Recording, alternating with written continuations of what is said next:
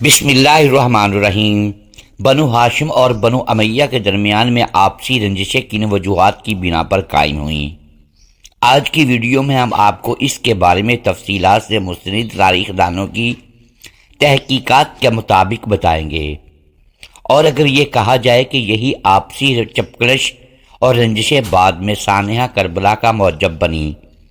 تو اس میں بھی کوئی دو رائے نہیں ہوگی۔ امام سیوطی اور تاریخ ابن اسحاکر میں ہے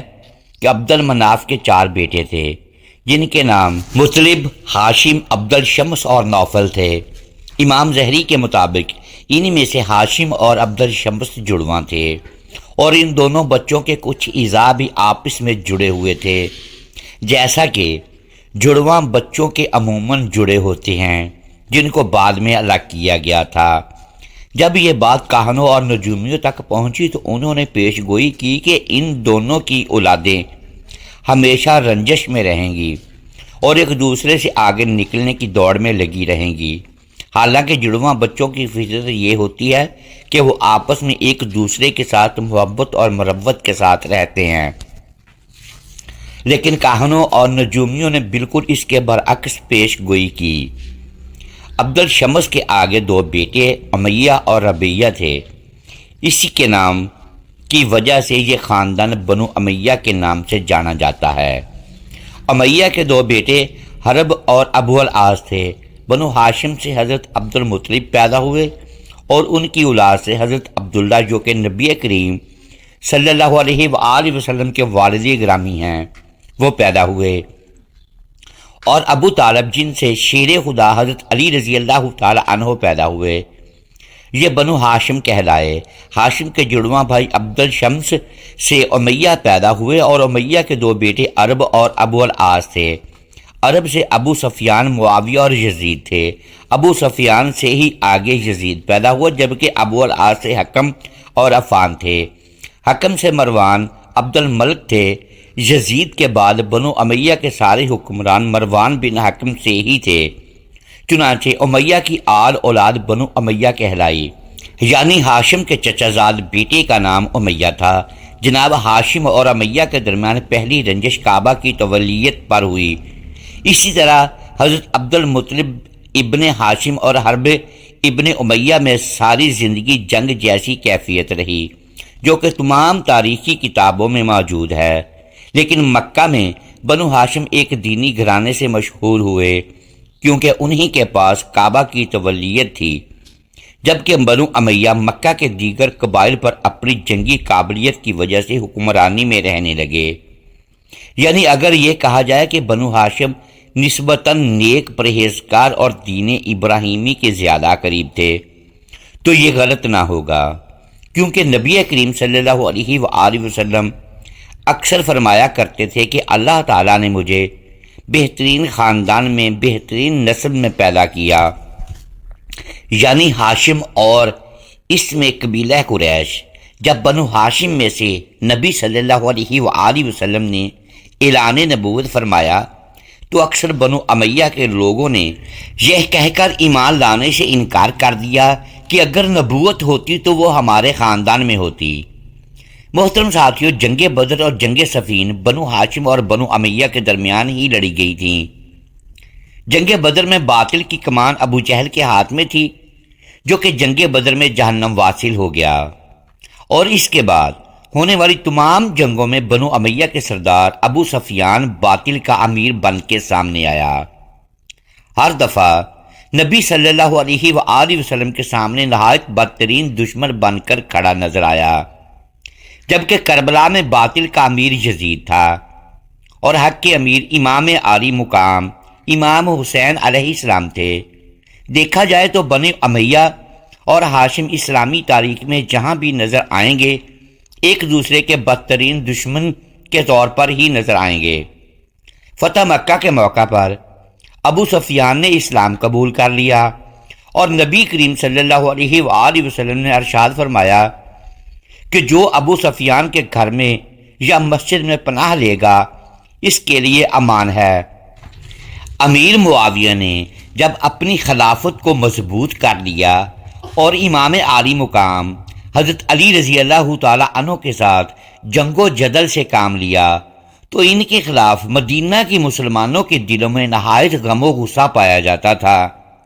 لیکن حضرت علی رضی اللہ تعالی عنہ نے اس کو کسی حد تک اپنی حکمت اور اپنی دانائی سے مسلمانوں میں انتشار پیدا ہونے کا سبب نہیں بننے دیا۔ یہ آپسی انتشار کس حد تک پھیلا اور اس سے دونوں جانب مسلمان آپس میں جنگ کرتے ہیں اور ایک دوسرے کو مرتے مارتے نظر آئے، لیکن یہاں پر اس کا تفصیلاً ذکر کرنا مقصود نہیں۔ جب امیر معاویہ وفات پانے لگے تو انہوں نے اپنے بیٹے یزید کو تخت نشین کے لیے نامزد کر دیا اور یزید کو اپنی وصیت کے طور پر لکھا کہ تم مسلمانوں کے امیر کے طور پر بیعت لے لینا،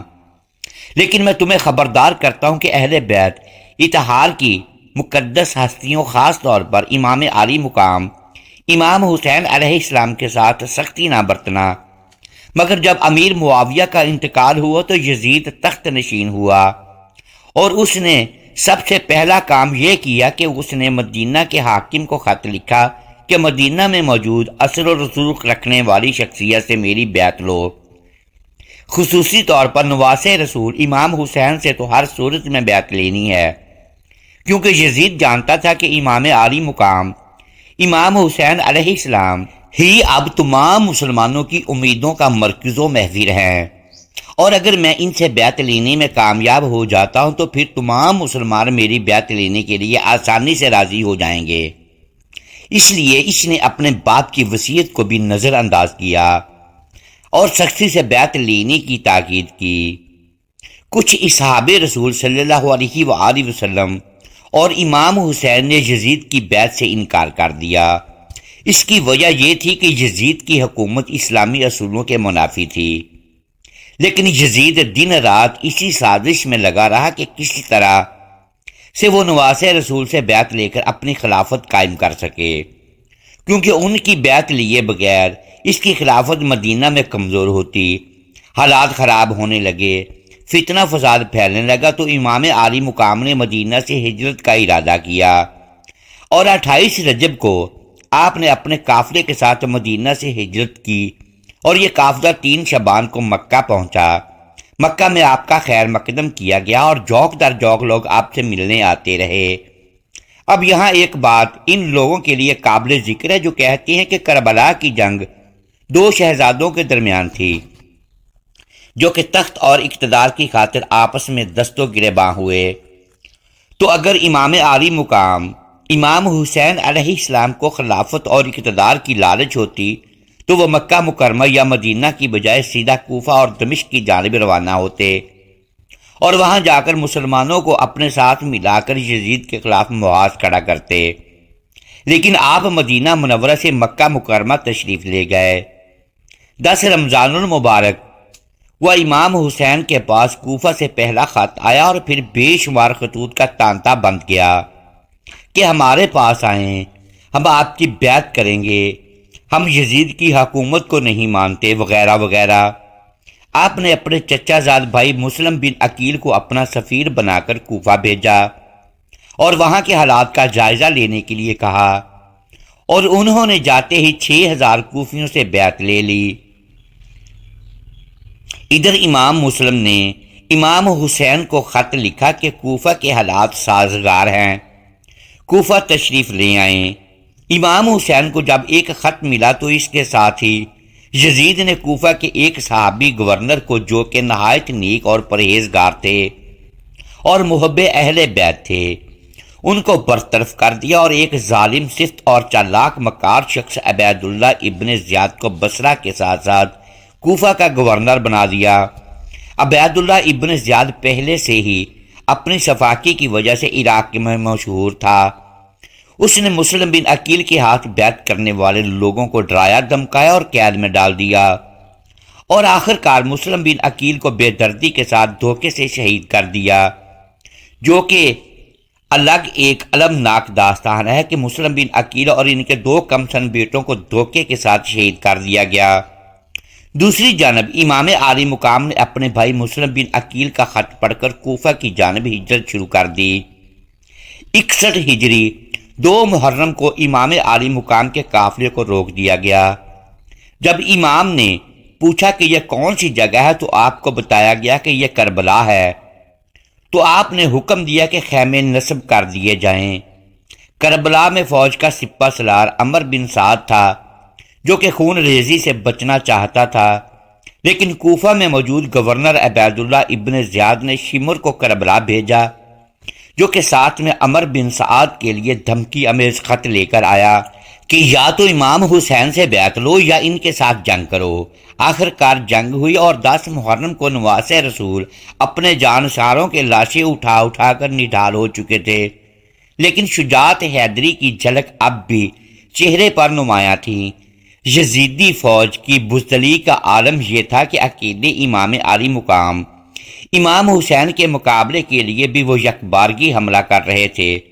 اور یکبارگی حملہ کرنے سے بھی ان کے گروہوں کے گروہ امام عالی مقام کے ہاتھوں جہنم واصل ہو رہے تھے۔ امام عالی مقام امام حسین علیہ السلام کی رگوں میں شیر خدا حضرت علی کرم اللہ وجہ الکریم کا خون دوڑ رہا تھا۔ آپ نے پے در پہ وار کر کے یزیدیوں کے جتھوں کو جہنم واصل کیا۔ جب شمر نے اور ابن زیاد نے دیکھا کہ امام عالی مقام امام حسین علیہ السلام تو اجتماعی لڑائی میں بھی ہمیں مات دے رہے ہیں، تو ان ظالموں نے آپس میں مشورہ کیا کہ اپنے تیر اندازوں کو حکم دیا کہ امام عالی مقام امام حسین کی طرف سینکڑوں تیر ایک ہی بار میں چلا دیے جائیں۔ امام عالی مقام امام حسین علیہ السلام دشمنوں کے ساتھ جواب مردی سے لڑ رہے تھے کہ تیروں کی بارش آپ کے جسم عطر کو چھلنی کر گئی اور آپ زمین پر تشریف لے آئے۔ امام عالی مقام نے اسی دوران جب اذان کی آواز سنی تو آپ نے نماز کی مہلت مانگی۔ جب آپ سجدہ میں گئے تو شمر نے یہ موقع اچھا سمجھ کر آپ کے سر کو تن سے جدا کرنے کے لیے ابن کندی سے کہا، لیکن اس کے ہاتھ کانپنے لگے تو اتنے میں سنان بن انس آ گئے۔ بڑا اور انعام و اکرام اور اقتدار کی لالچ میں اندھے ہو کر اس نے امام عالی مقام امام حسین علیہ السلام کو شہید کر دیا اور آپ کا سر انور اتار کر نیزے پر بلند کر دیا۔ بعض روایت میں آتا ہے کہ یزید یہ بھی کہتا تھا کہ میں نے بدر کا بدلہ لے لیا، یعنی بدر میں بنو امیہ کے بہت سارے افراد حضرت علی رضی اللہ تعالی عنہ کے ہاتھوں جہنم واصل ہوئے تھے، جس کی وجہ سے یزید نے یہ کہا کہ اس نے بدر کا بدلہ لے لیا۔ محترم ناظرین، امید ہے آج کی یہ ویڈیو آپ کو پسند آئی ہوگی۔ ناظرین گرامی، ویڈیو کو لائک کیجئے، چینل کو سبسکرائب کیجئے اور بیل آئیکن پریس کر دیں تاکہ ہر نئی آنے والی ویڈیو آپ تک بر وقت پہنچ سکے۔ شکریہ، اللہ حافظ۔